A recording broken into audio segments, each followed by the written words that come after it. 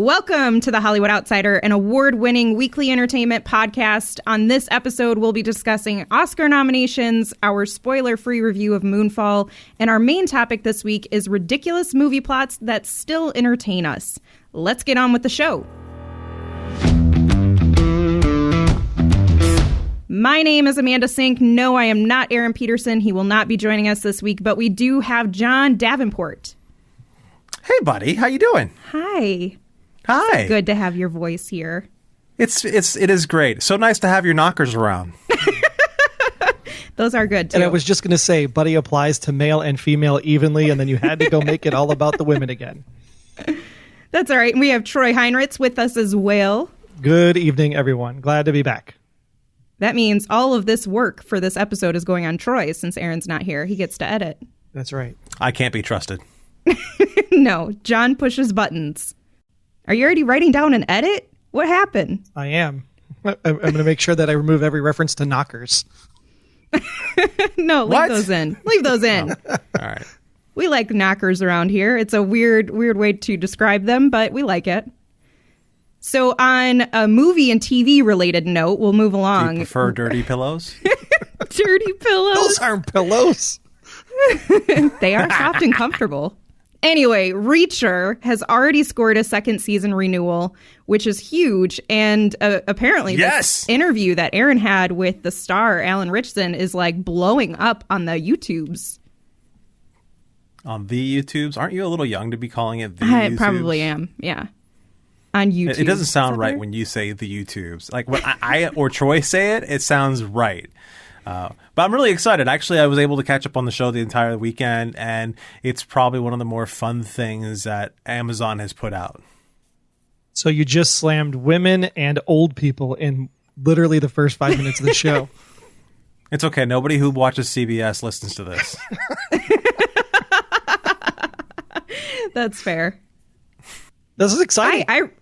I liked Reacher. I thought it was really good. And Alan Ritchson's arms are just like, they're so large. Like one bicep could just boop, pop Tom Cruise into space. I think Tom Cruise is sitting on the bicep doing a stunt now to try to get off his body. Yeah, the bicep is pretty much the airplane he was stuck to in one of the Mission Impossibles at this point. I knew that was an Easter egg for a future, combo movie or something. Yeah. Speaking of Easter eggs, I really did enjoy the Easter eggs that were in the show on the very last episode that if you weren't paying attention, you might have missed. I haven't seen the last episode yet. So is it an Easter egg that's reference to like the books? Yes. Okay. All right. I don't know them, so I won't catch it anyway. Okay. Yeah. Moving right along. Moving on to Scream 6 in our movie and TV discussion. They already got it going. It's on the way. And my question for you guys is, do you think that they're overkilling it at this point, or is there more blood to be wrung? I think this is a product of the requel, as they called it in Scream 5, where the requel is good, but now Scream 6 has to stand alone. You can't go back to the well and redo Scream 2 in Scream 6. Because if you do that, then it just becomes, tired and overdone. So if they can take these new characters, right, the new Sydney and the new Sydney's, daughter, I forget their actual names off the top of my head because I don't have it in front of me. But it was Vanessa from In the Heights. We'll just go with that because Vanessa. That it was, I thought the two of them together make a really awesome team with Rodriguez, and I think that the fact that Courtney Cox and is still alive, and the fact that Sydney is still alive, I think there's something you can do where you could still bring back the two OGs if you wanted to, but it's got to be in a different town, in a different place, in a different setting, just something that's unexpected in order for it to like really have legs to make a Scream 7 work. Because if you're not going to get to a Scream 7, there's no point in doing a Scream 6, in my opinion. I'm going to answer that question by just pointing out that this is nothing new in any sort of market or industry of the film world at all. I think there's like 152 Michael Myers movies where they booted it, rebooted it, and then requeled it. Whatever you want to call it, they did that. Friday the 13th. so many movies, and then they rebooted it. Let them do, as long as they're producing something with quality, which as I understand it, they've consistently come up with quality product. Let them just do whatever they want to do. And until the point they start producing anything with quality, then they can just sit down and figure it out again. Did we consider 4 quality? I liked it. So there you go. Amanda's it was opinion's the only definitely one that better than the matters. third one. See, I like the third one. How about the third one? Not as much as the The third one was like for me. super campy. So you like the third one, she liked the fourth one. Together, you guys make a single string of movies that work. Basically. Yeah. I mean, this is the part of the horror genre too, like endlessly bringing back these franchises, especially when you have a slasher film. Like, it's not the same thing as Michael Myers, and it's not the same thing as Jason Voorhees, but to bring new iterations to it, to bring new characters, they've already introduced us to them. I think they did a smart thing by bringing what they refer to legacy characters back and introducing these new characters that we can now buy into and follow. And there's the chance that Neve Campbell and Courtney Cox could come back, as our leading ladies. And who knows if it'll happen or not. But, they will probably be in just like a cameo sort of capacity. But it's always been about the medium, right? So it was Gail wrote the book, and then there was Stab. So there was a movie that was being made about the murders. So is Scream 6 going to be a podcast? I was just thinking that that would be a lot of fun if it somehow or I don't know if they can call in or something, and maybe the killer's like, what's your favorite scary movie? And they're recording a podcast and they taunt them somehow with that, or I don't know. There's a lot of fun things that I think they can do and evolve as our own media has evolved. Or you can even do it with the don't F with cats kind of people, where maybe it's a web sleuthing kind of situation with the millennials, and then you run into Ghostface that way as they're sitting at their computers. I don't know. Oh, sold. Take and all my also money for that. the Tinder swindler, because apparently everybody is a detective in this world. You clearly don't listen to enough true crime. Because we are all detectives. It's Monday morning quarterbacking, armchair detecting. We all do it. If you weren't all that way, we never would have gotten Only Murders in the Building. So that's true. Props. That is very props true. to all the keyboard warriors. So it sounds like at least most of us are on board for a Scream 6, so that's cool. But a really obscure... Wait. What? I just want to go on record by saying I don't care. Oh, okay. So I guess I'm on board for it. That's what she said. She said most of us are on board with it. She was on board with it. I was like, yeah, if to do it interesting, I'm on board with it. Your opinion was you don't care. Right. So she covered and your I'm gonna opinion speak without for you having Aaron to and actually say say he's anything. going to be here. He's into it. Oh, wait. So now you suddenly get 2 votes? Yeah, I do. Because that's what happens when I'm in this chair. What is this? Freaking some stupid game show that I can't think of right now? Okay, I quit. No, it's just me pulling an Aaron Peterson. I'm right. You're all wrong. All right. It's fair. You don't have to actually call it an Aaron Peterson. You can just call it an Amanda Sink as well. They are one and the same. Yeah, they really are. So we're not going to get into the politics of this because politics are already everywhere, but politics do keep affecting our entertainment. And apparently Rudy Giuliani is on an upcoming episode of The Masked Singer. I didn't know anybody still watched this, but we won't say which episode. But apparently once he was unmasked, Robin Thicke and Ken Jeong walked off stage and refused to engage with it. I don't know how you guys feel about it, but I'm curious if we can enjoy ridiculous shows like The Masked Singer without politics falling into it, or do you think that this is something where it belongs? I gotta say that this is some of the crappiest stunt casting that I've heard of in a long time. Everyone involved, the producers, the casting coordinators, Rudy Giuliani, everyone had to know exactly how this was going to go down. And for them to actually follow through and let this happen, I'm more annoyed at the fact that this happened because it's too soon for Rudy Giuliani to be showing up anywhere like this. It was bound to happen. Do I like it? No. But do I care about The Masked Singer? Absolutely not. Do I think that Rudy Giuliani should have gone on the show? Also no. Do I think Robin Thicke and Ken Jeong have careers? Obviously not. So that's my thoughts. Well, I'll play the devil's advocate card, I guess, then for John. Not that I'm saying that I approve of Rudy Giuliani in any way at all. But when you think about the sensationalism that it would bring to the show, the ratings it would bring to the show, the buzz that it would bring to the show, you have two ways that could go, right? It could be everybody's talking about The Masked Singer. I have to go watch The Masked Singer. And it literally rejuvenates the show. Or, oh my gosh, we're getting such bad PR because of what we did around The Masked Singer. And I think it's really a matter of, at this point, the country is 50-50 still. And because the country's 50-50, it's still there's no such thing as bad press. Just spell my name right. And everybody is talking about The Masked Singer. So I think that it's not so much about the fact that, Thicke and Young walked off the set. I don't think it's so much that Rudy Giuliani was there. I think those are their own personal drives and opinions, and they can do what they want. The question is what is actually going to air? And I think that's the thing that we still have yet to see is, are they actually going to show them walk off the set? Are they going to have a disclaimer before the episode starts? Are they going to have a conversation piece when they come back onto the set? Until the final product actually hits the screen, I don't think there's much to talk about here other than everybody is talking about The Masked Singer. So PR move, perfectly nailed it. Okay, I have to ask, is there anyone who really cares about Rudy Giuliani, like actually likes him? Because I know there's people who will say like they'll probably defend him just because of political alignment, but does anybody actually like him?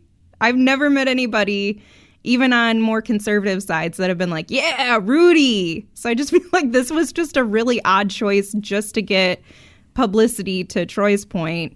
And I'm also of the mind of like, I'm so exhausted with politics being introduced in entertainment in general. Like, that's why I don't even watch SNL anymore, because I'm tired of it.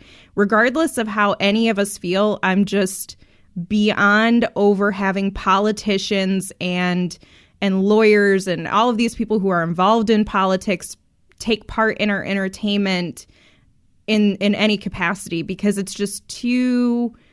It causes a further divide. And I feel like that's all the intention is just to, well, we know it's going to divide people, so we're going to get publicity, so then that's fine. But it's like, nah, man, I don't think we need this. I don't think anybody was sitting around like, yeah, let's do this, other than the people who are like, our ratings are shit, so let's try to figure out how we can get people to talk about the show again. Well, I hate to be the one to be in a position to defend anyone, but if you go to Florida, you'll find that there's a lot of people who love Rudy Giuliani, mostly because of the fact that old New Yorkers retire to Florida. That's true. That's true. So that's what there was a point in time where he wasn't crazy. Yeah. Right. Well, I was going to go on to say that, you have to give him credit where credit's due. For a while there, especially in 2001, he was America's mayor. He was the voice of reason and the voice of standing up and defending our country for a little while. And he did a lot of the things right that he possibly could do right. And he did a lot of great things for New York City when he could do great things for New York City. So he did a lot of great things. He might have gone crazy and gone down this different route, but it doesn't erase all the good things he's done. So that's me playing devil's advocate. Now I'm going to go back to not caring. Do you guys care, or do you desire to have politicians involved in your entertainment in general? Like, even talking about SNL, which has been their thing for decades, I personally am just over it. I don't need them in there. I don't find it entertaining. I don't find it funny. I am tired of one side picking on the other, or, even picking on their own. It's just exhausting. As soon as that happens, I check out and I'm done. We're all in a state of being a little bit overwrought with politics, and we all need a break. At the same time, I totally want to see Mike Pence do stand up. Put Mike Pence on SNL. God. I think it'd be hysterical. Just a deadpan. He'd stand there all day and just be like, Yep, and we're here tonight on SNL, just being here. Super monotone. It would be hysterical. It'd be so good. Oh man. I think part of the challenge with this all is just what is your orbit to, and I'll play both sides of the coin, right? What is your orbit to the Trump situation, and what is your orbit to the Nancy Pelosi situation or the Mitch McConnell situation? Like, if it's a politician that's far enough away from the immediacy of the factor, I don't think there's a problem with it. I think it's just there's a lot of closeness to certain situations where you're like, yeah, we just don't need to see those people. Oscar nominations were announced today with some surprises, but I feel like most of it is not so surprising if you've paid attention to the Academy Awards like ever. But every year there's an outlet, multiple outlets, who run an article where some actor didn't get the Oscar nomination and they were snubbed. Lady Gaga, I think, is getting that right now. Do you believe it's actually a snub just because your favorite didn't get a nomination? Or is it maybe that you're just overselling it?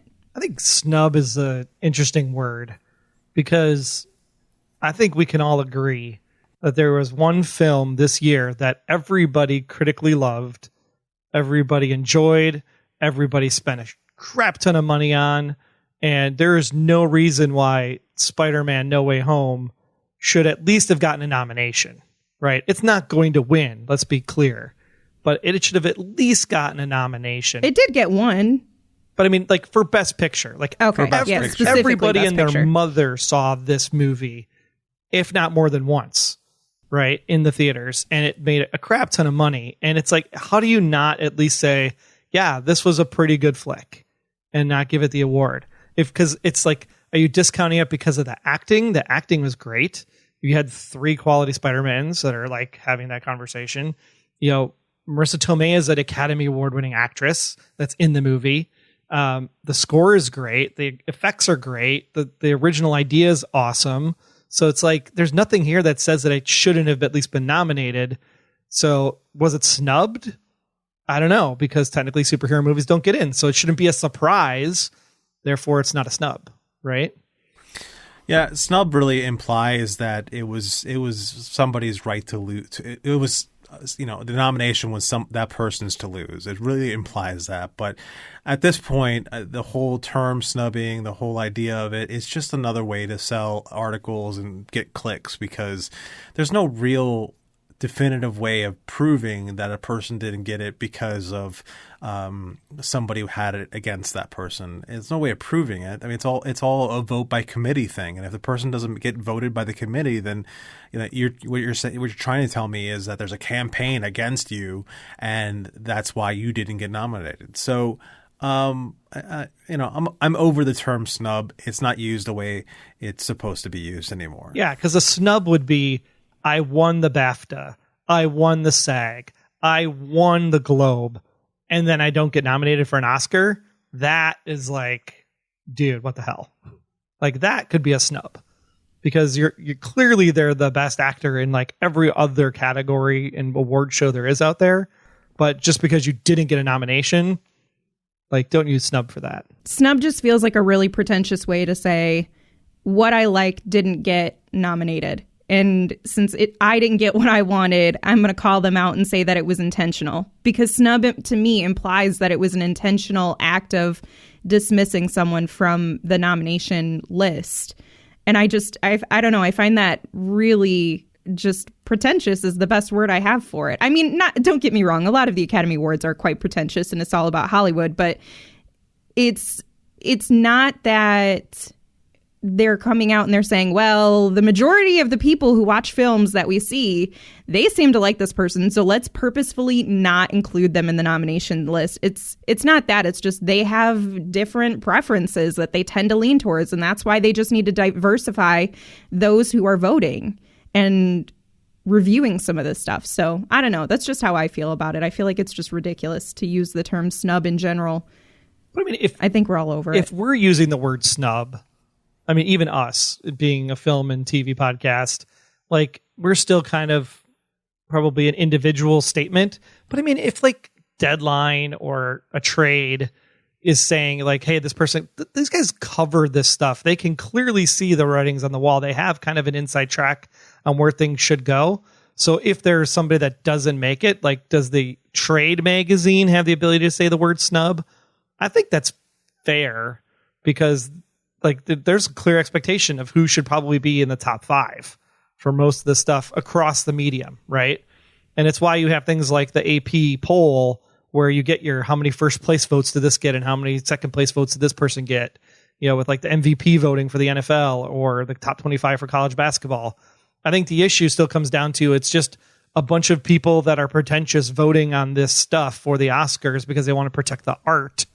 And I think that there should still be some level of, you know, at least the trade magazines and the writers of the trade magazines, like they do for the AP and the sports writers, like they get to at least weigh in and at least have one nomination that comes from the field rather than just from the Academy itself. I don't know. I like the description you said earlier where, you know, if somebody won so many things and then they didn't get the nomination, that poor person's kind of like Nancy Kerrigan getting kneecapped by some dude. Totally. Through. Yeah, that's what I think a snub really is. When I hear snub, though, the majority of the times that it's being used in media is from these entertainment sites and from critics. Like the majority of people who are just movie watchers are not sitting out there going, man, Lady Gaga got snubbed this year. How did this happen? Or something like that. They might just be like, how did that not happen? That's crazy. This is my personal opinion. Versus the way that snub is used now, it's like the collective entertainment media is like, well, we campaigned pretty dang hard for this person to get nominated and you didn't listen to us, so screw you. And I don't know, I get really exhausted when I see the word snub anymore, which has been all day whenever the Oscar nominations happen.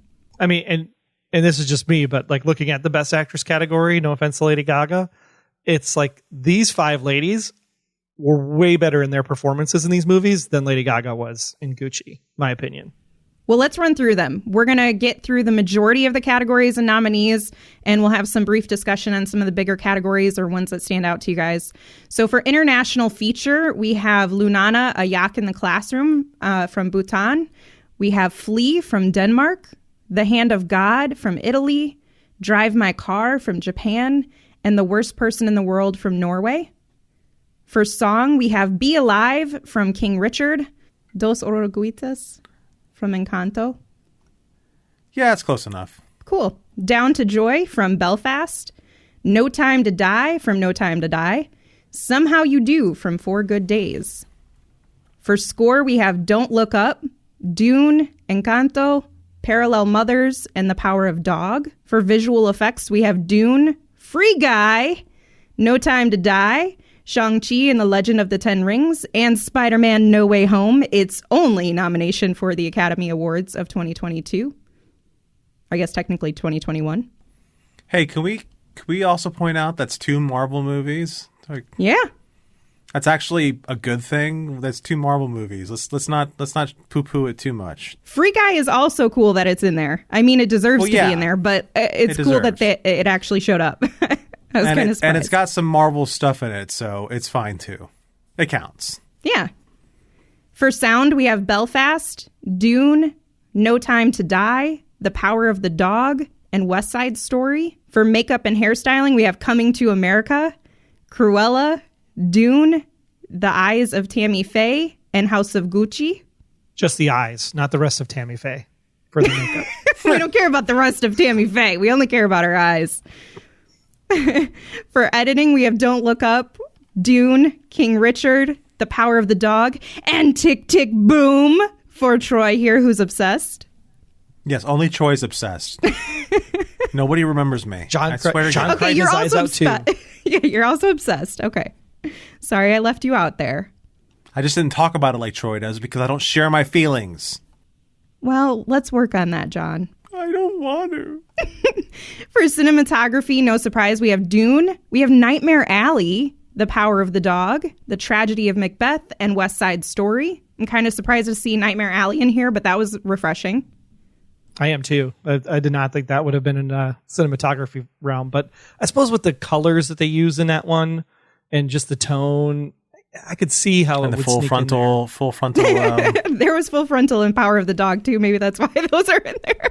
It's the year of full frontal male stuff. Like, you Peni. know, Bradley Cooper. I heard people were just disappointed. So, I mean, it was in the bathtub. I don't think it's really that significant. You know what I'm surprised isn't in here, though, on that same token of cinematography is Last Night in Soho. I think that one would have been a good one to include. Agree. For costume design, we have Cruella, Serrano, Dune, Nightmare Alley, and West Side Story. For production design, we have Dune, Nightmare Alley, The Power of the Dog, The Tragedy of Macbeth, and West Side Story. Yes, it's like the same 7 movies over and over again. For animated feature, we have Encanto, Flea, Luca, The Mitchells versus the Machines. That was a great one. And Raya and the Last Dragon. And Luca only got in there because he needed 5 to fill out the category. no, Raya and the Last Dragon. Dude, you shut your mouth. Raya and the Last Dragon is a gem. Fight. Compared to Luca, Raya and the Last Dragon was like the best movie of the year. Okay. All right. That's a little extreme. For adapted screenplay, this one gets me really excited to see. Coda, which was my favorite movie of 2021, is in here. Drive My Car, Dune, The Lost Daughter, and The Power of the Dog. For original screenplay, Belfast, Don't Look Up, King Richard, Licorice Pizza, and The Worst Person in the World. I'm really interested to see where that one's going to land, because Belfast was a really great concept and idea and a love letter to his hometown as he wrote that movie. And it really painted a light in trying to understand the times of when that took place in Ireland. And then, you know, giving the whole Venus and Serena Williams story around King Richard, I think is a fantastic idea, just to see like what it takes to be a champion and to come up with that idea. I think that's really great too. And then Don't Look Up is just so freaking like bonkers, yet original, yet not original, because it's literally a documentary on our lives of 2020 and 2021. This is a category I really don't know who's going to win, to be honest. And there's a lot of love for Licorice Pizza and The Worst Person in the World. Those two get a lot of praise. Going on to our Best Supporting Actress, we have Jessie Buckley for The Lost Daughter, Ariana DeBose from West Side Story, winner, Judi Dench from Belfast, Kirsten Dunst for The Power of the Dog, which is kind of fun because her and, spoiler alert, her husband are both nominated for the same movie that they're in, which is cute. And Ingenue Ellis for King Richard, who was the only competitor to Ariana. Yeah, you really feel that way? Yeah, I think it's a 2-horse race here for sure. All right. For Best Supporting Actor, we have Ciarán Hinds from Belfast, Troy Kotsur from Coda, Jesse Plemons for The Power of the Dog, J.K. Simmons being the Ricardos, and Cody Smith-McPhee for The Power of the Dog. For Best Actress, we have Jessica Chastain for The Eyes of Tammy Faye, Olivia Colman for The Lost Daughter, Penelope Cruz for Parallel Mothers, Nicole Kidman for being the Ricardos, because it wouldn't be a year without her being nominated or something, and Kristen Stewart for Spencer, which is wild.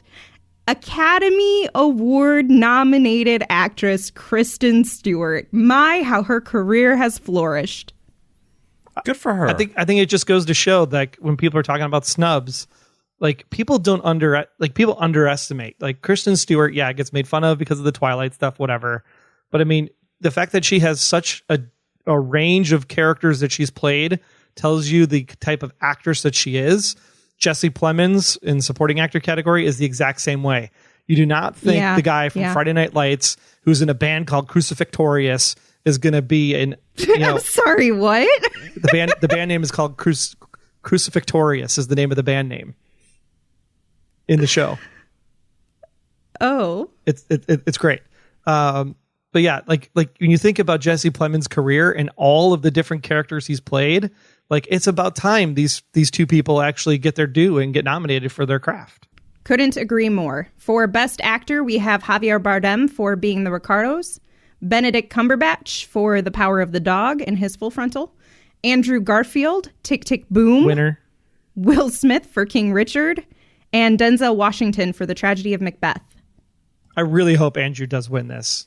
The amount of work he put in watching, old footages of Larson and just the vocal work that he had to do over the course of a year. I mean, you watch any of the backstory on Andrew and what he had to do to get ready for this.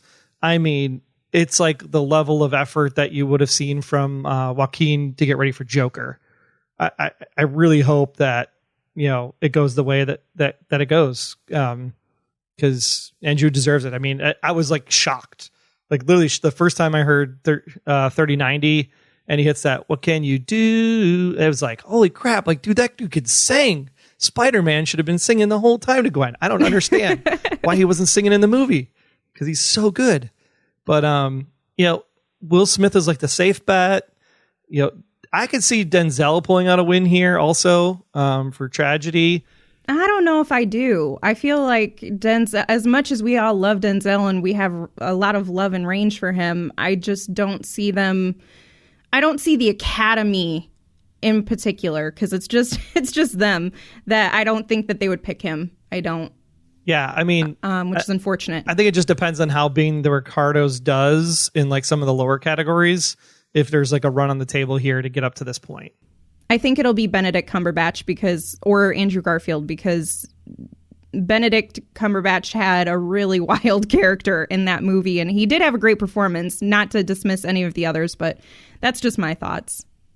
I think he might pull it. For Best Director, we have Kenneth Branagh for Belfast, Ryusuke Hamaguchi for Drive My Car, Paul Thomas Anderson for Licorice Pizza, Jane Campion for The Power of the Dog, and Steven Spielberg for West Side Story. Yeah. Because, of course. Yeah, Spielberg has to be in there, right?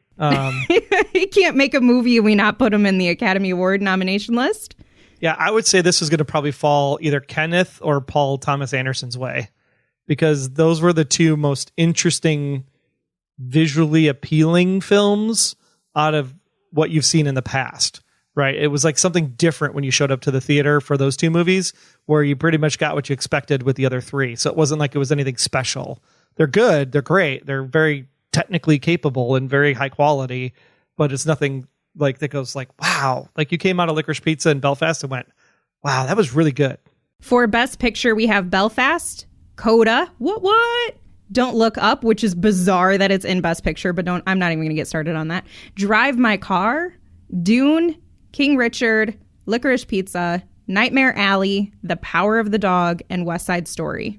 Any surprises for you guys in here? Dune. Why is Dune here? Why do we care this much about Dune? Why is it getting like some of the other stuff I get? It was okay. Spider-Man was pretty too, and it got a nomination earlier. So why isn't Spider-Man movie here? Theaters. God damn it. And this movie ends in the middle, so it's not even a full movie, right? It's not even a full movie. That's a great point. It's got a beginning, it's got a middle. That's all this movie has. It doesn't really have an ending to it because we know that there's more to the story. So they just kind of walk off. If they didn't make any more Dune movies after this, then it'd be like, what the hell? That's a garbage movie. So I don't understand why Dune is here. It should be replaced by something like Shang-Chi or Spider-Man or something else. If they're going to put a high fantasy or high science fiction kind of picture in here, they might as well go comic book on it because Dune does not stand well on its own 2 feet. I couldn't agree more. Your argument was fine until you brought up Shang-Chi. Like, you just say Spider-Man and be done. Shang-Chi was amazing. I get it's not Spider-Man No Way Home sort of levels, but it was still pretty great, and it's definitely better than Dune. Oh, it's definitely better than Dune, but it doesn't belong in a Best Picture nomination. When you have Spider-Man, that does belong in the Best Picture. Man. You can make the case for Spider-Man being in the Best Picture conversation. You can. Yes, you absolutely can. I'm really shocked that Coda made the list. I am very shocked, but I am incredibly pleased. Like, I was ready to cry. I was so excited to see them get that sort of recognition. Because, I mean... Sad Amelia Jones didn't get her nomination, but... Did it get released in the theater? That's the only thing. Because it was an Apple TV thing. So it's like, did it actually show up in a theater to qualify? It had a film festival release. Does that qualify? Well, they changed it for COVID, so it doesn't really matter. It didn't have to have a theater release. Yeah, that's true. Yeah. But so what's really great about this lineup, though, of these 10... It's like, I have seen 9 of the 10. And I think that's something that's changed with this year's nominations. Like, I feel like these were accessible movies that have been out long enough that there's enough people that could have seen these pictures and make like a real case for the run versus like something that came out in January that somehow qualifies when it really wasn't in the year that it was supposed to be nominated for, or is like released in like 2 theaters over Christmas for like one weekend. So I think this is actually a pretty solid list this year, and I'm really interested to see where it lands. I love that a Netflix film is nominated for Best Picture. That's crazy to me. Because it's freaking great. It's so good. Well, I think the movie is all right, but the performances are wonderful. Right. So the performances are great. The editing is great. Yeah. The music is, I mean, the Ariana Grande song is just on another level. It's just like to write it for the movie and have it fit so perfectly well. It was just like you couldn't but laugh the entire time and just get, bravo. It's just so great. And the ending, oh my gosh, the ending after the credits, both of them just cray, but so good at the same time. I see Licorice Pizza winning though. I wonder about that. Yeah, for sure. I feel like we should stop giving away so much of our hints, though, because every year we do an Oscars competition, a contest. And so by the time you're listening to this, you can go to thehollywoodoutsiders.com and look for the post with the Academy Award nominations. And it'll have a link for you to submit your votes on who you think will win in each category. Every year we do this, and it's always fun to see who gets what right and how close they get to having all of them correct. And you can do that at thehollywoodoutsiders.com, where you can find other information for the Hollywood Outsider podcast. You can join our Facebook group, or you can follow us on Twitter at BuyPopcorn. Patreon! Our show is independently funded, and therefore all of our expenses are from our own pockets. And Patreon helps fans support their favorite podcasts, like this one. Once you sign up, you get immediate access to all content in your respective tier. We want to welcome David G. and Doug C., both who paid for the whole year. So we are absolutely committed to Patreon, and we love you guys and welcome. Now that you understand what it is, you can support the show and go to patreon.com/The Hollywood Outsider. That's patreon.com/The Hollywood Outsider. Thank you to our existing patrons as well. I was thinking right there at that moment at Patreon, when do we want to start bringing up the fact that we've actually scheduled the Hollywood Outsider Cruise 2023? What a great introduction to that. I forgot we haven't mentioned this at all. So in June of 2023, we are going on another cruise for the Hollywood Outsider, which was so much fun last time. Brian Williams, who's a former host of the podcast, he actually puts all of this together with his incredible travel company. And so you can reach out to him. There's a post in the group on Facebook. If you're not on Facebook, you can email us and we'll get you connected with Brian. But it's going to be so much fun. I think all of us are now booked, right? Yes, Reserved? I do believe we are. Yeah. So you can see our faces and hang out with us. And worst case scenario, we go on a cruise, we get stuck out there because somebody contracts COVID, and we get to party the entire time. That's how it works, right? I don't know. I mean, hopefully they don't quarantine you into your little quarters, but I would be fine with being quarantined in the Bahamas. I'll tell you that right now. Yeah, that's especially after these winters, let's do that. Yeah, because I mean, as much time as we spent in that one bar playing cards the entire time, like, I don't know if I'd want to sit in there for like 4 months. That's true. Although I gotta say, we're that one bar where we played cards the entire time, and it was great. Like, we just sat there and people kept on coming in, coming out. We were all playing different card games, and it was that we took over that bar, and it became like our little home. It was a lot of fun. I really do love that aspect of our community, and I want to meet more of you guys. I hope you guys choose to come join us. We will be having planned meetups and gatherings for some drinking events, games. We're going to do likely another live podcast there with everyone being able to enjoy it with us. So yeah, I'm excited. And we're hoping that former host Scott Clark actually attends again, because if you've not seen Scott Clark do karaoke, oh man, that is a treat. Oh yeah. That is a real Also, treat. if you haven't seen how Scott Clark appreciates the sun, that in itself is something that you have to just marvel at. The man will not wear sunscreen, and he will run around all sorts of without a shirt on, and he will turn himself 15 different shades of red, and he is happier than a pig in filth when that happens. It's insane to me. Which is why you should book the cruise, because it is 2023, which is not the year of the full frontal. It's also going to be on the newest ship from the Royal Caribbean Fleet. It's called the Wonder of the Seas is the name of the ship. It's huge. It's absolutely massive. We're going to be hitting the eastern side of the Caribbean, and that includes the perfect day at Coco Cay.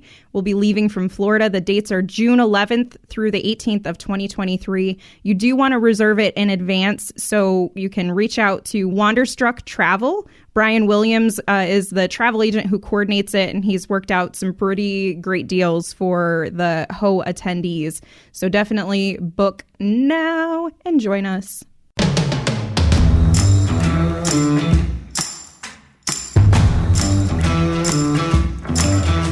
Moving on to our spoiler-free review of Moonfall. Aaron had a chance to see this. I've heard he regrets it. So here's that spoiler-free review for you. Hey guys, it's Aaron Peterson here. I am off this week, but I saw Moonfall before I ran away from the shame of going to see Moonfall. I like disaster movies. I really do. Independence Day is a lot of fun. 2012 was fun. The Day After Tomorrow was a good time. You know, there's something about destroying the world that I think we can all get behind. I mean, go look at your local park. I think you'll get the point. We're all kind of behind destroying the planet. But this one is just an obscene concept, which can still be fun. I mean, I think the topic this week is ridiculous plots that still work. There's a lot of them. I mean, I can think of Armageddon right off the top of my head. What a stupid idea that I love. I love that movie. Why would you send deep core drillers? Why not train astronauts to drill? I just feel like that would be an easier thing to do. But whatever, make them astronauts. It's cool. In Moonfall, you can literally be an astronaut in 15 seconds. In 15 seconds. I don't even know. Hey, I'm not knocking John Bradley, but he's a bigger fella, and they had a suit ready for him. And apparently, even though he had extreme anxiety throughout the movie, he has no problem going to space in 5 minutes flat. So this movie's all over the place in terms of plausibility. But here's what it's about. It's about the moon coming to attack us. Can't even say it with a straight face. It's literally about the moon coming to attack us. So here's what's happening.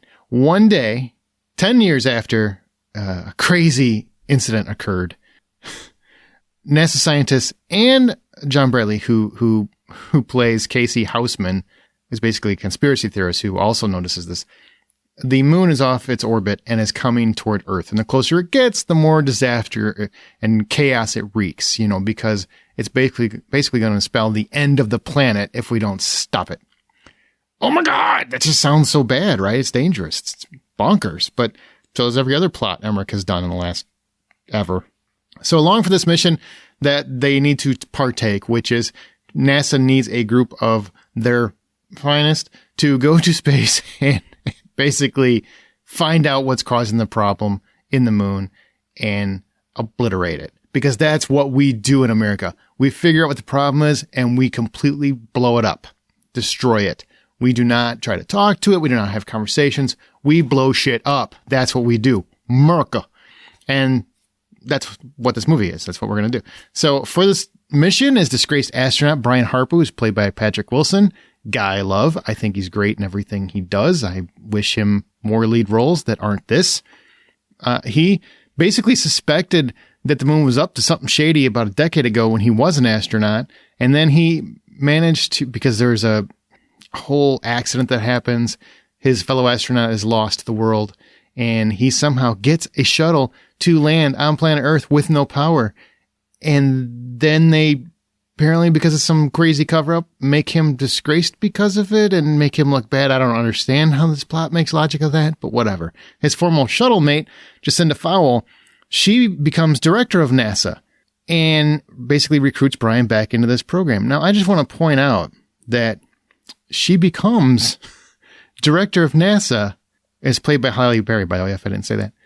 Joe Fowle becomes the director of NASA by her boss being frustrated that the world's going to come to an end and he can't do nothing. So he takes off his badge and he throws it at her and said, "You've been wanting my job for years. Now you've got it." Now you got the security clearance. Here, go down to the archives and go look for this specific file, and it'll tell you everything you need to know. I'm out. And then he pieces out. She never gets a new badge. Apparently that badge just works. That's how security clearance works now at NASA and the Pentagon. Cool. I've had security clearance. It's not how it works. But it's amazing how quickly you can get promoted without actually talking to a superior, ever. You just get instant clearance and just use that guy's badge. Okay, cool. Feels like breaking a few laws. Then you got Casey Houseman as John Bradley, you know him from Game of Thrones. And, you know, he's basically kind of a nut. He's been throwing darts for years. He just gets one right that he figured out the orbital pattern. But if you watch the movie, NASA figured it out at the same time, so I don't really know how impressive that is, but they roll with it anyway. And he's trying to get their attention. They won't take his calls, so he starts trending worldwide with the information that the moon is attacking us, or coming. I'm just going to keep calling that because that's what it is. During the movie, as it goes, you'll start seeing the moon get closer and closer, and it really starts getting hysterical, but whatever. So anyway, starts trending worldwide, and they have to acknowledge his presence.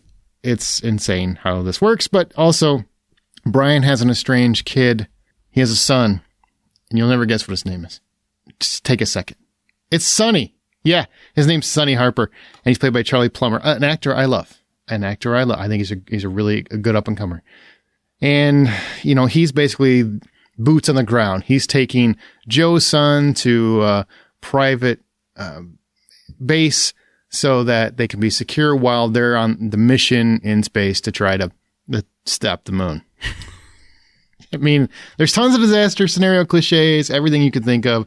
There's moon shards are flying at the earth. You have exploding mountains. Yes, mountains actually blow up. You've got tidal waves. You've got floods. You've got everything you want in a disaster movie. You've got the actors who are doing the best they can. I think Patrick Wilson is always entertaining. I think he's one of the best underappreciated actors out there. Halle Berry is an Oscar-winning actress who is great when somebody will give her material to work with. She had to go out and get her own for Bruised because she was so tired of waiting for people to give her quality entertainment. And John Bradley, I think, he really makes the character, it's very much the Jeff Goldblum template, which is oddball, kind of quirky, but has a lot of heart. He's that character, and he pulls it off pretty well. So all the actors are great. Special effects are solid, but the movie sucks. It's just not good. And I don't normally say that about movies. You know, I always try to find the fun in even movies that aren't good. But this is put together poorly. The plot is awful. The whole last third act is entirely, or a big portion of it is this giant exposition scene that really makes no sense. And it's just like the biggest stretch of logic you could have in a movie that, yeah, I get it. You got to check your brain at the door. You don't have to throw it down the bowling alley lane. You don't have to roll it that far. It shouldn't need to completely forget I have a brain to be able to enjoy it. But here we are. It's ridiculous. The third act is absolutely absurd. Everything that happens makes no sense. It's out of nowhere. It's trying desperately to be super clever and super smart, and it's none of those things. The concept behind what's going on the moon, you have seen done much better in much better movies over and over and over again. I'm not going to spoil anything. I'm just letting you know. Much better. And then the other thing is it's directed poorly. Like, I could get behind a movie that has a wacky ass plot and crazy background and everything else if at least you keep me engaged the whole time. Armageddon, the plot is so dumb, but it's hard to not love that movie because you've got engaging characters. It's put together well. I mean, every moment really hits. Ben Affleck, I felt your pain. You know, I mean, there's so much power there in a movie that, you know, critically is not wonderful, but it works. It just works. It entertains. Movies don't have to be, you know, they don't have to be Oscar worthy to be entertaining and magical. This one is just poorly put together. The editing is so clunky. It's so hard to explain, but every scene feels like you're missing the beginning and the end of the scene. Like it's edited to within an inch of its life. And like they're just trying to go clip, clip, clip, clip, clip to the next thing. And they're just making sure, okay, we got to get this beat here. We got to get that beat there. We got to get this beat there. We got to go here. We got to get that beat. And instead of actually letting the story breathe and letting the characters earn their place in our hearts, it's just in too much of a hurry to get to the next thing. and the lines are clunky. The dialogue is not great. I mean, the actors do the best they can with it. I do not fault the actors for anything that happens here. It's just a clunky kind of just a cluster of a film. I mean, you know, I said in my written review, which you can find at the website, that the movie is partially written and fully directed seemingly by a pace-chugging kindergartner. And I totally stand behind that. I feel like Roland Emmerich has been much better before for whatever reason. I don't know if he's missed a step or he's just in a hurry or whatever. This movie's been chopped to hell. It's not good. And if $10 is the full price of admission, I give it $3.50. That's it. $3.50. And it's all for the actors and the special effects. And honestly, I kind of want my $3.50 back. Okay.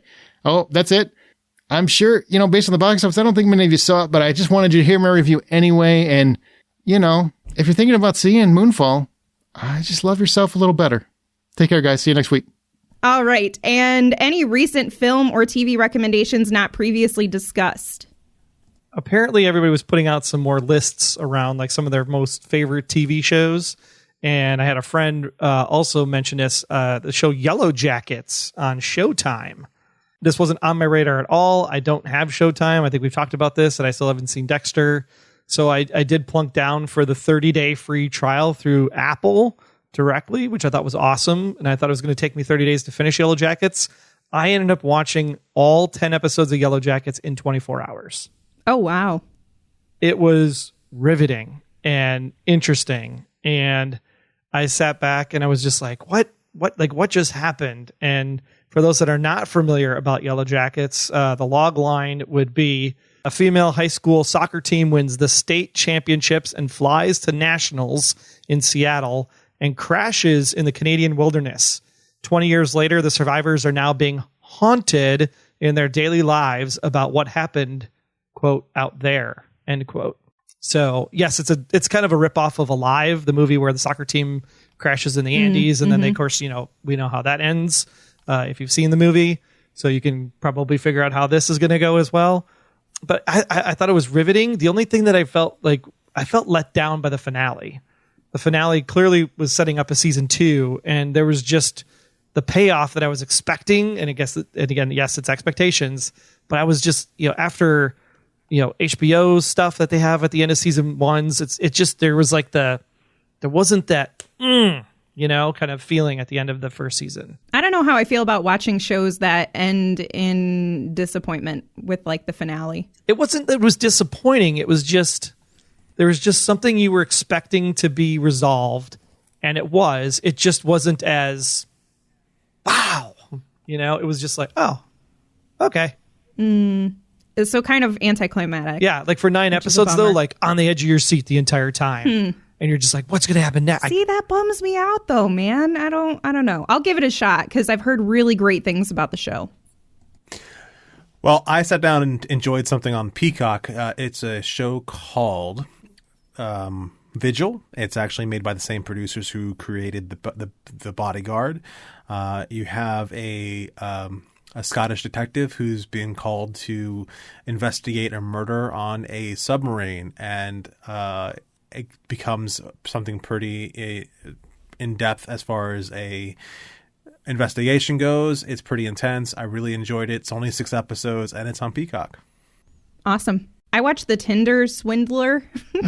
Yes! I'm so glad you did, because I was like, someone's got to watch this. I'm so glad you watched it. It's so wild to me what people get themselves into, and just how...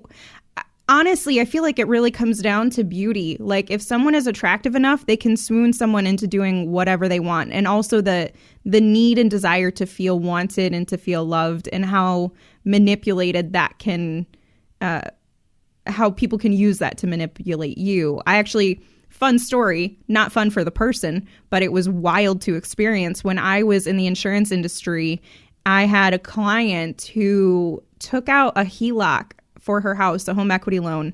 And she had never met this person. They had talked through like Facebook Messenger or something. I don't think they even video chatted or whatever, but they were talking for a while, and she started to like fall for him. She was an older woman, and she got swooned from him, sent him that money, and he disappeared. And so she was out a lot of money against her home. And I mean, these women in the Tinder Swindler went through a lot worse, but my God, it's brutal to see how manipulative people can be to get what they want and what they'll do for greed.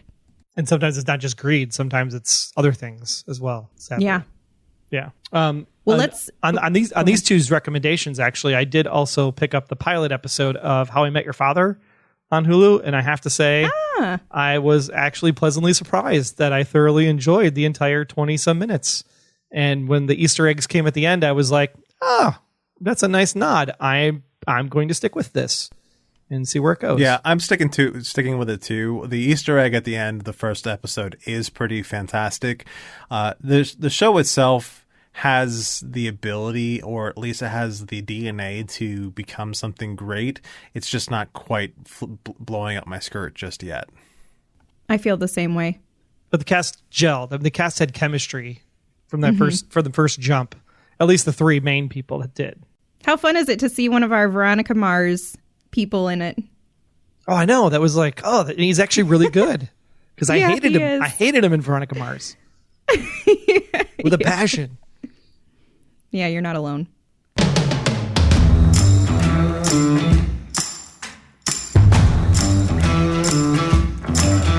Well, let's move to our From the Outside In topic, ridiculous yet entertaining plots. Moonfall is another in a long line of movies with insanely ridiculous plots, and sometimes these are actually really entertaining, even though they're completely absurd. Although, from the sounds of it, Moonfall is not one of those. So let's talk about these. To start off, what was the most ridiculously plotted movie that you guys have enjoyed? Oh my gosh. How do you not have this conversation and not talk about Big Trouble in Little China? Yeah.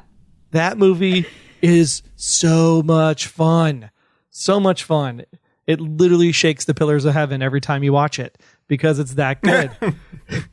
And I just... Well done.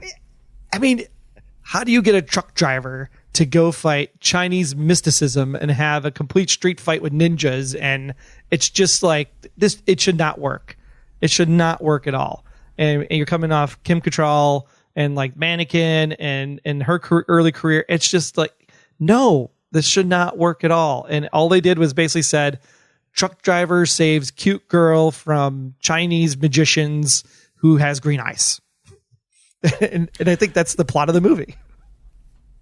You know what it pretty much is the plot of the movie. What I always like, I imagine the world of Jack Burton, and I imagine that this isn't the first time something like this has happened to him. So Big Trouble in Little China was just one of the chapters of his story where he stopped somewhere in the South, and let's say Louisiana, and he had to fight some sort of like backwoods crawdads, I don't know, with a giant swamp thing as its creature to deal with, or with some Creole gods or voodoo dolls or something like that. I expect this whole line of other adventures that Jack Burton goes through, and when I think about the ridiculous ideas like that, I think, you know what? Big Trouble in Little China makes sense. Franchise opportunity missed. Yes, because I'm on board with this idea, John. I know. It's a good one. Yes. I don't have many, but this one's a good one. This is a moneymaker. Especially going to New Orleans. Like, that is a perfect fit for the second movie. And then absolutely. And then you just got to figure out what crazy thing. And then you go to Salem, Massachusetts for the witch trials for the third movie. Ooh, yes. Yeah. Starts becoming a Jack Burton versus, and because he's a truck driver, he's got friends everywhere who've been hiding these secret lives, just like Chang did in Big Trouble in Little China. So, like, he just happens to find himself in these stupid positions where he doesn't belong. That big red ape thing that was hiding in the back of his truck as he was driving away becomes like his Chewie. I could see the TV show now, 10 episodes. In New Orleans. Big Does anyone else feel like when you watch the movie, though, like you're not actively sitting there thinking this is the most absurd and ridiculous thing I've ever watched? Like, you're just enjoying it. But then once you take a step back and you actually think about what you just watched and what the storyline, what the plot is, you're just like, how did they make this work? Just- Obviously, No, even we the know martial how, arts, but- when the guys are like fly kicking through the air, it's like, do they just jump in front of the camera? Like my 4-year-olds did that. Yeah, I never. It takes a lot for a movie to sit there and make me think about it later and go, "Wow, that was pretty ridiculous." Like when somebody says "Big Trouble in Little China" is a ridiculous movie, I'm like, "You watch your mouth. It is not ridiculous. It makes total sense." But when I think of something like, let's say, Velocipaster, Oh, that God. is a ridiculous movie that is just enhanced by ridiculous effects.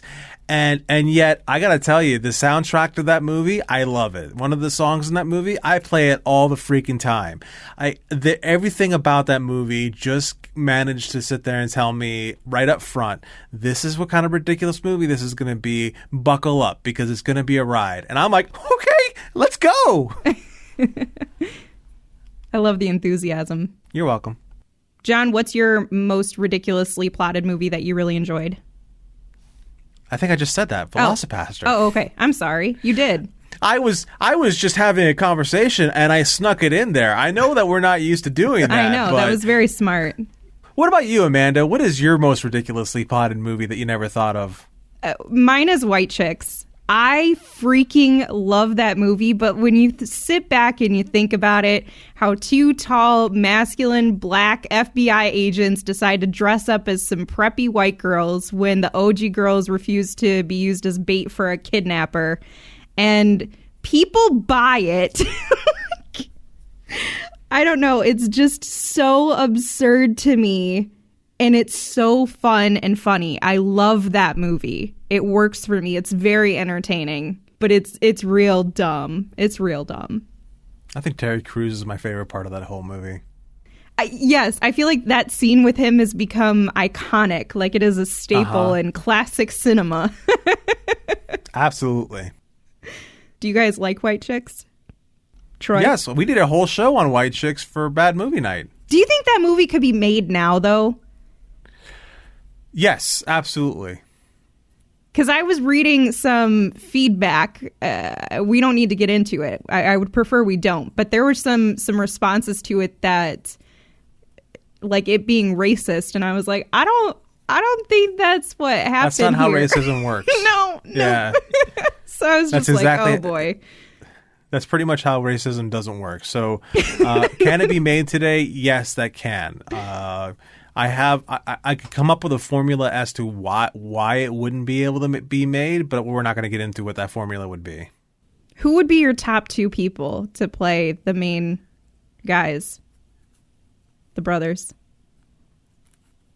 That's a good question. Not to throw you on the spot or anything. Yeah, right. Michael B. Jordan. Oh, okay. And Idris? Who would be the other guy? Oh my God, Idris Elba? That would be wild.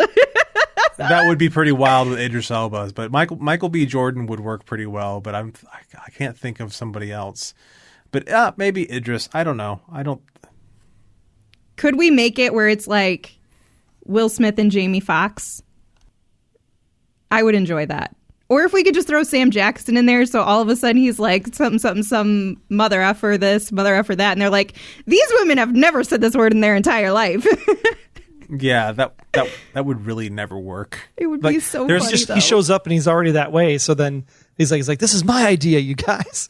Get the hell out of here. Okay, yeah, but the thing is like the Wayans brothers. I can buy them putting on a mask and makeup and all of that and looking like somewhat attractive, weird looking white chicks. I can't buy super tall and just yoked like crazy. I can't buy Sam Jackson putting on a little bit of a mask and makeup and hair and all that other stuff, and people actually buying that he's anything other than a turtle in disguise. So it's not going to work. I could see Kevin Hart doing it. I could see him having a lot of fun with it. Yeah, maybe Kevin Hart. All right. Moving on. Now that we've talked about that enough. Why do you guys think it is that we can forgive a movie with a super ridiculous plot like the ones we just talked about, but audiences can be very snobby about other films? For me, that's one of those things that becomes if they do the buy-in solid enough, if they tell you right up front what kind of movie you're going to be looking at, like Velocipaster really leaned on how cheap they were going to make that movie right away, because they sat there, instead of like showing the actual fire, they had like the fire noise.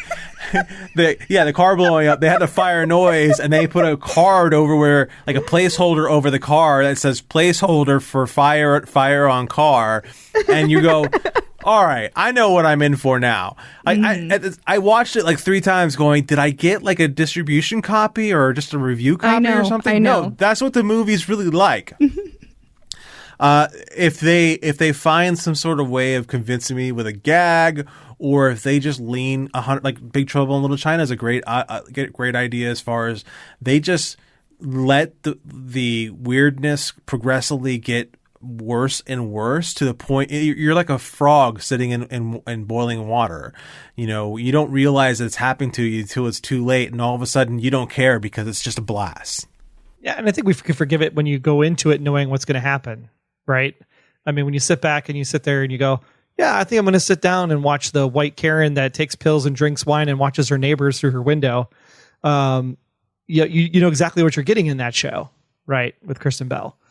But you get into some other films and you're just like, you pick it apart because maybe you're expecting it to be a good movie, and then you're like, oh, that story was terrible, and oh, the acting was this, and oh my god, the special effects. I think as long as you know going in that it's supposed to be bad, that's when it becomes good. Yeah, I think to your point, it has to not take itself too seriously, because if you do take yourself too seriously and you try to approach it that way of being a very serious film, and, you know, I feel like The Green Knight is a great example. This is such an auteur film, and it's like, no, this is just really freaking stupid. This is just really dumb, and I don't buy into what you're doing here and how it's working. It has to be fun. It still has to be entertaining. I feel like comedy is a huge element to some of the ridiculous plotted movies that are still entertaining for us. If it doesn't make me laugh, if it's not making the satirical joke about itself, then I'm less likely to engage with it as being such. I'm gonna say, no, you're trying to take yourself too seriously, and I don't think you even understand how bad your movie is. Versus something like Velocipaster, to John's point, it's just like when you get to the end of the movie and you see the Velocipaster, you're like, this is great. This is what I expected. I did this to myself. Right. You know, I put myself in this position to be treated like this, and I liked it. I wanted it. Yeah, nobody should go into Sharknado and expect it to be anything but exactly what it is. Right. Now, have you guys ever gone into a movie looking to hate it, but somehow at the beginning of the movie they do something to completely turn it around before you start hate watching it? Do you have an example in mind? Because I don't have anything that sticks out for me. I do, however, it's part of my little thing later. So okay. I don't want to like give you my example, because my example is perfect for like exactly what I'm describing. All right, we'll talk about it when we get to that point then. So hold that thought. I'll hold it. Hold tightly. Stop telling me what to do.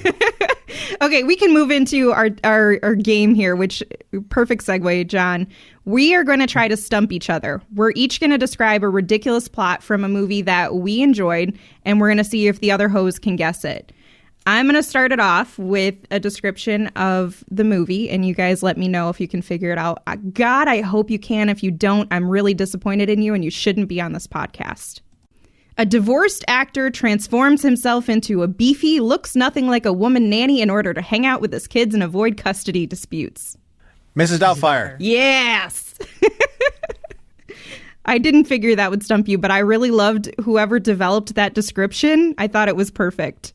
All right, mine is a swanky New York City publicist who's been having an affair with a young woman and working towards checking off all the boxes on the "Am I a Scumbag?" list, when an unfortunate set of circumstances befalls this person. While walking down the street, the protagonist stops to answer a ringing phone. Is this Phone Booth? The Phone Booth. You're correct. That was good. That was good. I won 2 of these. You're on a roll, John. I really am. Can on you a roll stump lately. yourself? It just keeps on. Possibly. What? That is definitely true in an R-John world. You never can tell with me. All right. So based off a Hasbro property, a fleet of ships is forced to do battle with an armada of an unknown origins in order to discover and thwart their destructive goals. Ooh, it's Mask. No, it's Battleship. No, it is Battleship. So I only watched this movie when I first started watching it. I'm like, well, this looks like garbage. I'm just going to go ahead and put it on because I am completely out of shit to watch right now. And in the first 5 minutes of this movie, they reenacted something that I've seen on true crime shows 1.5 billion times, where this guy drunkenly breaks into a convenience store and then he's trying to he breaks in through the roof and then he tries to get out through the same way and he ends up falling through the roof. So they shot by shot reenacted this entire break-in sequence that somebody actually did at a convenience store. And from that point on in this movie, I said, this movie knows who I am, and I'm okay with it. And I loved every single minute of this stupid movie based off of Battleship. Okay, so I did think of one that kind of relates to what you're saying. Something that you went into and you're like, I'm going to hate this, but they ended up making it very fun. And that is the Lego Batman movie. I was like, how Good the choice. hell are they going to make me enjoy watching little Lego pieces on screen? But that was a really fun movie. Like, it was clever. It was well done. I enjoyed it. I mean, a lot of the Lego movies have been fun, especially some of the songs are quite catchy. They managed to make it work. And I felt like when I went into it and I took my nephew to see it, I was like, I'm going to hate myself for putting myself through this. But I was like, oh, God, look at me having a good time. Yeah, there's nothing better in the Lego Batman movie than when he's standing in front of the microwave and he's just like, boop, boop, boop, boop, boop, boop, boop, boop. He's just waiting for the I'm just laughing so hard. It's so funny. Yeah. All right. Well, we have listener comments. We asked in our Facebook group for them to give us the most ridiculous plot of a movie that they enjoyed. And we're going to go through some of our favorites here. All right. First up, Becky Trumbo said, Howard the Duck, the Great 80s pick. version. Absolutely. That's a good choice. That is an amazing movie, and everybody and their mother should see it. And also one that I probably wasn't even the top 20 that came to my head with this topic. How did this not come up as one of your top 20? I don't know. It just was not the one that I immediately thought of. The one that John's going to talk about was the first one that I immediately thought of. Marty McFly's mom makes out with a duck. It should be the first one you think about. I know. Yeah, that's fair. Drew Ross brought up Face Off, and ridiculous concept, agree, but I think the movie's actually better than what it comes off as initially. But the concept is just weird. It is. Okay, so I saw this movie for the first time last year. Full disclosure, I had a long period of my life where this was just a missed piece of entertainment. And I always knew the references and I always thought it sounded bizarre, so I thought I would end up hating it. And this is another example of one that I went into and I was like, this is going to be terrible, but I had a lot of fun with. And I don't know if I've laughed so hard in a movie in a long time because of how absolutely absurd it was. And the moment where he's face off with his hand. Oh, man. That's hysterical. So Jess Gadick says, Smell of Success, Billy Bob Thornton as a manure salesman in the 60s, incredibly funny movie, and Hudson Hawk, which I adore Hudson Hawk. It's one of my favorite movies of all time. I would say it's easily in my top 50 movies. There's just something about old school Bruce Willis being charming as hell with Danny Aiello, and they're using music as a way to time their break-ins. It's just great to have these guys just dancing around these break-ins. Like, there's just something about it that I just adore, and that's Hudson Hawk's such a great choice. Stefan Smedovic, because I guess I'm going to choose all the hard names to pronounce today. Megan Lewis, Southland Tales. This movie is just odd and strange. He is absolutely right.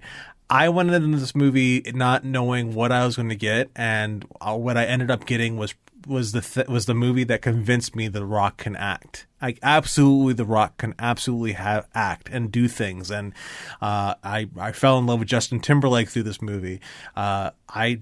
Everything about it was something that I thought was great and interesting, and I think everyone should watch it. But I'm also an a-hole, so that's just me. He also goes on to say, Under the Silver Lake, Love Me If You Dare, Perfume, The Story of Murder, which I mean, that kind of title I have to watch, and Baxter, French movie told from the dog's perspective. Okay, yeah, I'm in. Yeah, those are wild. Ty Nelson says the first two that come to mind are Dude, Where's My Car and Con Air. Those are great choices. Absolutely great choices, especially if you feel like Dude, Where's My Car. That was one that I don't think any of us really expected to work and be funny, and it was. We have Magnus Broman, who says Attack of the Killer Tomatoes. Oh my gosh, I totally forgot about that movie. Yes. Just what even? He actually put the little poster on it, and it just makes it that much more absurd and ridiculous. I love it. Great choice. Just when you sit there and think about the theme song the whole time. Attack of the Killer Tomatoes. Just like, oh my gosh, what is this thing? And they're like little plush toys that are like rolling down the street. It's so good. And we'd be remiss if we didn't mention Kyle Nolan's, which is Killer Clowns from Outer Space. That one has to be on the list for sure. That one's insane. They turn into a giant clown. Yeah. Of course, that's where I sort of start drawing a line, but then I forget about it because it's clowns. That's how Insane Clown Posse came to be. Oh my God, ICP. I'm like thrown back to the late 90s, early 2000s, and it hurts. This was a fun topic, but we're nearing the end of our episode already. You can share your thoughts on it or anything else in our Facebook group. It is a private group, so just make sure you search for it and request to join. You can follow us on Twitter at @BuyPopcorn, or you can learn more about The Hollywood Outsider on our website, thehollywoodoutsiders.com. You can also email us feedback at thehollywoodoutsiders.com. Rate us and subscribe on your preferred podcast app. If you haven't begun the Spotify boycott, don't forget you can give us 5 stars on there now too.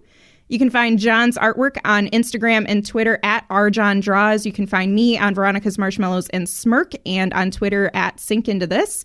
And you can find Troy on the Blacklist Exposed with Aaron, and you can find him on Twitter at Troy Heinrichs. And then you can find Aaron on Presenting Hitchcock, Smirk, The Blacklist Exposed, Beyond Westworld. The list goes on and on and on. And he's also on Twitter at Aaron Smirks. Before we leave and conclude this episode, we're going to play a game called What Would Have Happened, which is where one host will give us a scenario, as in what would have happened if Thor had control of the Infinity Gauntlet. And then the other hosts are going to offer their theory on what would have happened after that. So, Troy, what is your scenario? Since we figured that this is the time of unexpected deaths in order to make something so awesome, I said, what would have happened if the DeLorean in Back to the Future 3 with Marty inside never made it to 88 miles per hour and Marty McFly and the DeLorean went into the ravine and careened to their death? Well, he definitely wouldn't have been able to make eyes at his mom. So there's that. Yeah, he would have. Because it's the third movie, not the first movie he's talking about. So the train is pushing the car and it hits the 88 miles an hour right at the end. If it didn't hit 88 miles an hour and the train, the car, and Marty all go into the ravine, like, what would have happened? All right, so this is what I think what would have happened, because the movies don't exist without Marty McFly. So we would have seen all of that happen, and then it would have done that whole, like, whether it's a split take or a reverse take or something like that, where it just completely goes backwards, and then it goes back to, it completely resets itself, and it starts to happen all over again. And we see the car start going off into the ravine, and all of a sudden, like, very quickly out of nowhere, you see the pop, pop, pop, pop, like you see in the movies whenever something's coming in from time, and the train shows up, catches the DeLorean, and then leaves. Okay, so instead of the train showing up, later in the finale when Marty's walking by the train tracks. You're saying the train shows up at that point and catches the DeLorean and saves the day. The flying train. Right. Plausible. I'll buy it. Okay. I like it. Yeah. This shit makes my head hurt. Time travel makes my head hurt. I'm sitting here trying to like work through all of this because I'm like, well, if that happens, then this thing doesn't happen. So then does anything ever really happen? Okay, you're still thinking that we're talking about the first movie. No. I know you're talking about the third one because they go back into like the 1800s, right? Uh-huh. Yeah. Right. But I feel she's like saying she's having a hard time understanding that Marty moves in time linearly. And so because he's moving linearly, technically everything that he did happen. The problem is the second movie. That's where the problem comes in. right. How does that become the problem? Because if he dies, when he finally goes back to 1985, he never ages and he never does the street race. And therefore, since he tried to change the future where he wasn't a loser and his kids were losers, his kids never happen. So then how does Marty run into his parents and run into himself in the second movie? Because he's dead. Because it wouldn't have happened. It wouldn't have been able to happen. This is why time travel is just ridiculous and too confusing for my dumb brain.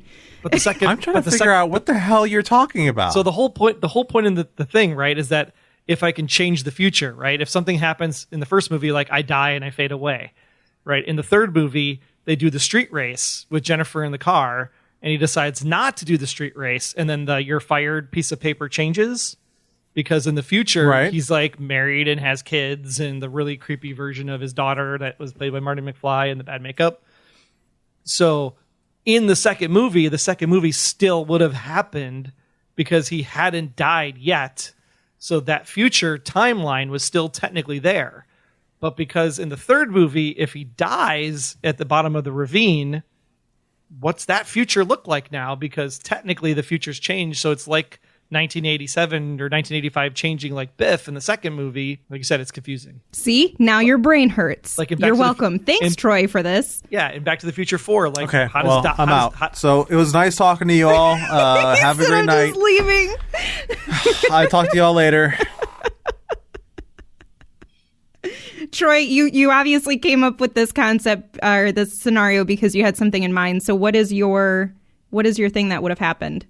I think we would have seen Back to the Future 4 and then Doc and Jennifer actually team up and figure out a way to go back into the back to the moment of where he goes to the Wild West and prevents him from going to the Wild West in the first place because the third movie isn't that great. I mean, that's a good point. But then also none of that would have happened. They would have been able to go back and save him, essentially, is what you're saying. Right. Yeah, but they can't go back and make sure the third movie doesn't happen because otherwise, if the third. Yeah, John, you guys, your man. brain hurts. Screw you, Troy. I'm tired now. My brain hurts. And you're going to think about it for like the next week and go like, well, what if that happened? Probably. No, I promise you, I am not going to think about this ever again after this conversation. I am not going to just turn my brain into whatever it takes to figure out how shit works in your goddamn skulls, Troy, because you can't.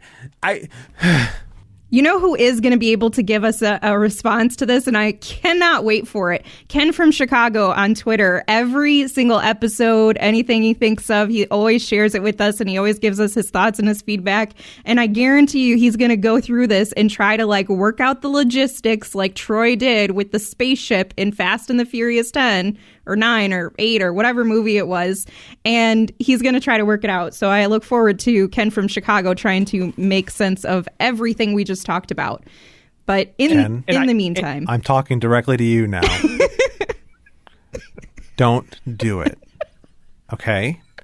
I'm just jumping in here and trying to talk to you. Just mano a mano, man to man, that just don't give Troy the satisfaction. Don't give him what he wants. Don't play into his hands. Just don't. That's all I got to say. Unless you really want to, then go for it. But don't. I'm looking forward to the day that Arjan is actually watching Back to the Future 3 and it gets to the train trestle and he's going to be reminded of it like 10 years from now and be like, God damn it, Troy.